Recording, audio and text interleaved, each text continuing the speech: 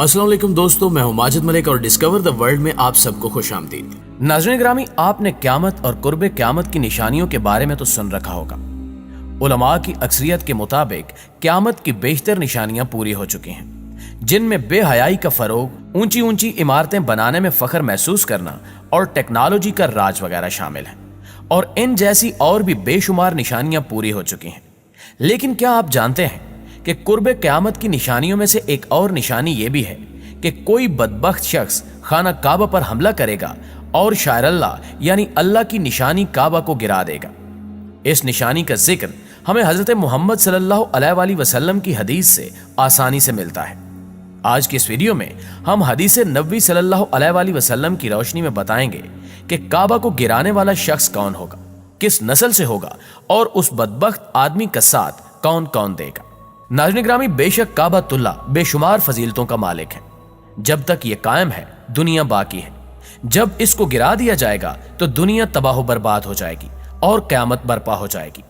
कुर्बे क़यामत में एक बदबख्त हबशी खाना काबा को गिरा देगा, जिसके फौरन बाद क़यामत कायम हो जाएगी। इसे आखिरी जमाने में एक काला हबशी शख्स मुनहदिम करेगा, जिसका नाम जुस्सु व यकतीन यानी दो छोटी पिंडलियों वाला होगा। इसका यह नाम इसकी पिंडलियों के छोटे और बारीक होने की वजह से होगा। वो काबा के एक एक पत्थर को गिरा देगा, इसके अलावा गिलाफ को उतार देगा और इसके जेवरात को लूट लेगा। और इसका जिक्र हमें बहुत सी अहादीस में मिलता है। अब्दुल्ला बिन अमरू रजी अल्लाह ताला अन्हु से रिवायत है कि नबी अकरम सल्लल्लाहु अलैहि वसल्लम ने फरमाया कि अहले हबशा को छोड़े रहो जब तक वो तुम्हें छोड़े हुए हैं, क्योंकि काबा के खजाने को जुस्सु व यकतीन हबशी के कोई और नहीं निकालेगा। एक और जगह आप सल्लल्लाहु अलैहि वसल्लम ने फरमाया कि छोटी पिंडलियों वाला एक हबशी खाना काबा को गिरा देगा। जबकि बुखारी शरीफ में यह भी है कि गोया मैं उसे देख रहा हूं कि वो काला और चौड़ी टांगों वाला है, काबा के पत्थर उखाड़ उखाड़ कर फेंक रहा है। नाज़रीन ग्रामी, आप सल्लल्लाहु अलैहि वसल्लम ने उस शख्स का मजीद हुलिया बताते हुए फरमाया कि उसके सर पर बाल नहीं होंगे, जोड़ों में टेढ़ापन होगा, ऐसा महसूस होगा जैसी अपनी जगह से हटे हुए हैं। मजीद फरमाया कि यह शख्स फावड़े से खाना काबा को गिराएगा। फावड़ा लोहे का एक आला है जो ज़राअत में इस्तेमाल होता है। लोहे का एक ऐसा आला जिससे पत्थरों में खुदाई की जाती है। नबी करीम सल्लल्लाहु अलैहि वसल्लम ने अपने एक इरशाद में फरमाया कि एक वक्त आएगा जब इस घर की हुर्मत को इसमें रहने वाले ही पामाल कर देंगे।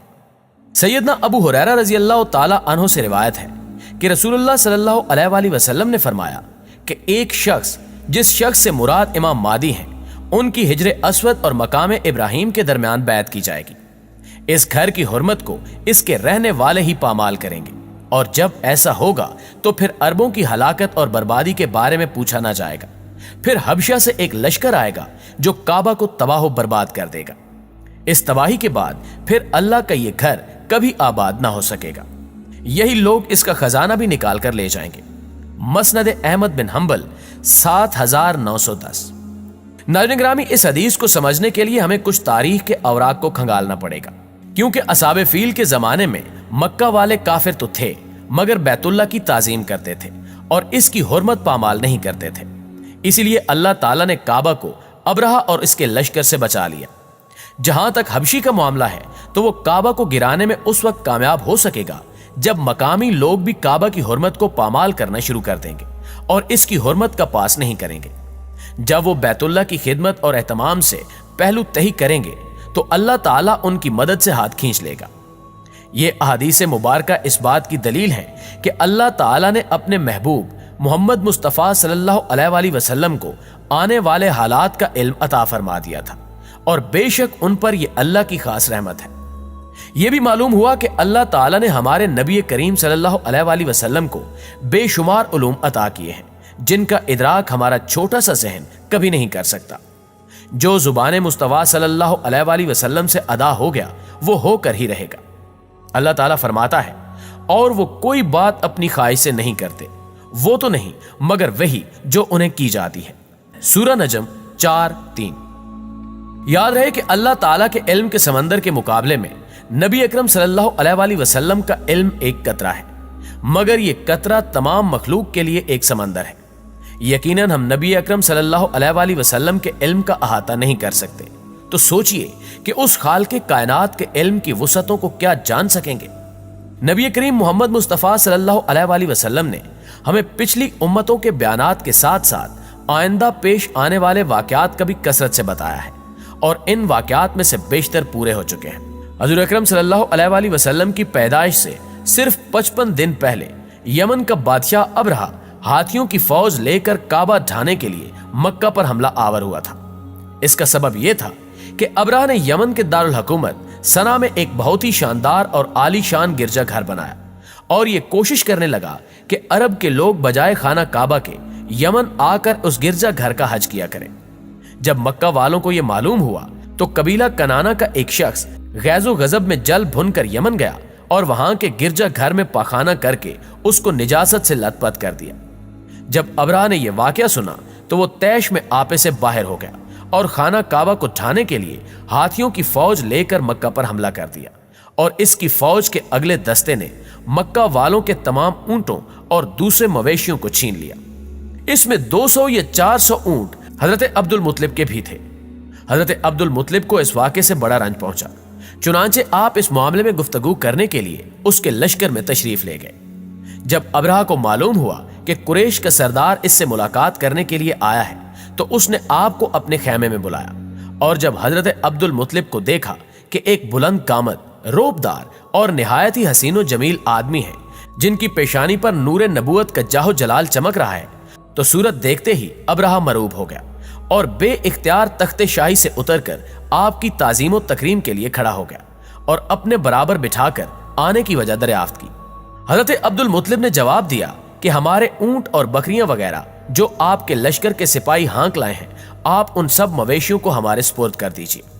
یہ سن کر ابرہہ نے کہا کہ اے سردار قریش، میں تو یہ سمجھتا تھا کہ آپ بہت ہی حوصلے مند اور شاندار آدمی ہیں، مگر آپ نے مجھ سے اپنے اونٹوں کا سوال کر کے میری نظروں میں اپنا وقار کم کر دیا ہے۔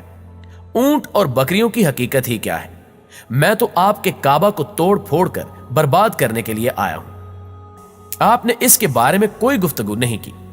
حضرت عبد المطلب نے فرمایا کہ مجھے تو اپنے اونٹوں سے مطلب ہے، کعبہ میرا گھر نہیں ہے بلکہ وہ خدا کا گھر ہے، اور خدا اپنے گھر کو خود بچا لے گا۔ یہ سن کر ابرہہ اپنے فرعونی لہجے میں کہنے لگا کہ اے سردار مکہ، سن لیجئے، میں کعبہ کو ڈھا کر اس کی اینٹ سے اینٹ بجا دوں گا اور روئے زمین سے اس کا نام و نشان مٹ جائے گا، کیونکہ مکہ والوں نے میرے گرجا گھر کی بڑی بے حرمتی کی ہے، اس لیے میں اس کا انتقام لینے کے لیے کعبہ کو مسمار کر دینا ضروری سمجھتا ہوں۔ حضرت عبد المطلب نے فرمایا کہ پھر آپ جانے اور خدا جانے، میں آپ سے سفارش کرنے والا کون؟ ناظرین گرامی، اس گفتگو کے بعد ابرہہ نے تمام جانوروں کو واپس کر دینے کا حکم دے دیا، اور عبد المطلب تمام اونٹوں اور بکریوں کو ساتھ لے کر اپنے گھر چلے آئے، اور مکہ والوں سے فرمایا کہ تم لوگ اپنے اپنے مال مویشیوں کو لے کر مکہ سے باہر نکل جاؤ اور پہاڑوں کی چوٹیوں پر چڑھ کر اور دروں میں چھپ کر پناہ لو۔ مکہ والوں سے یہ کہہ کر پھر خود اپنے خاندان کے چند آدمیوں کو ساتھ لے کر خانہ کعبہ میں گئے اور دروازے کا حلقہ پکڑ کر انتہائی بے قراری اور گریہ وزاری کے ساتھ اس طرح دعا مانگنے لگے کہ اے اللہ، بے شک ہر شخص اپنے گھر کی حفاظت کرتا ہے، لہٰذا تو بھی اپنے گھر کی حفاظت فرما اور صلیب والوں اور صلیب کے پجاریوں کے مقابلے میں اپنے اطاعتشاروں کی مدد فرما۔ حضرت عبد المطلب نے یہ دعا مانگی اور اپنے خاندان والوں کو ساتھ لے کر پہاڑ کی چوٹی پر چڑھ گئے اور خدا کی قدرت کا جلوہ دیکھنے لگے۔ ابرہہ جب صبح کو کعبہ ڈھانے کے لیے اپنے لشکر جرار اور ہاتھیوں کی قطار کے ساتھ آگے بڑھا اور مقام مغمس پہنچا تو خود اس کا ہاتھی، جس کا نام محمود تھا، ایک دم بیٹھ گیا۔ ہر چند مارا اور بار بار للکارا، مگر ہاتھی نہیں اٹھا۔ اسی حال میں قہر الہی ابابیلوں کی شکل میں نمودار ہوا اور ننھے پرندوں کے جھنڈ کے جھنڈ، جن کی چونچ اور پنجوں میں 3 کنکریاں تھیں، سمندر کی جانب سے حرم کعبہ کی طرف آنے لگے۔ ابابیلوں کے ان لشکروں نے ابرہہ کی فوجوں پر اس زور و شور سے سنگباری شروع کر دی کہ آن کی آن میں ابرہہ کے لشکر اور اس کے ہاتھیوں کے پرخچے اڑ گئے۔ اس طرح یہ سب ہلاک و برباد ہو گئے کہ ان کے جسموں کی بوٹیاں ٹکڑے ٹکڑے ہو کر زمین پر بکھر گئیں۔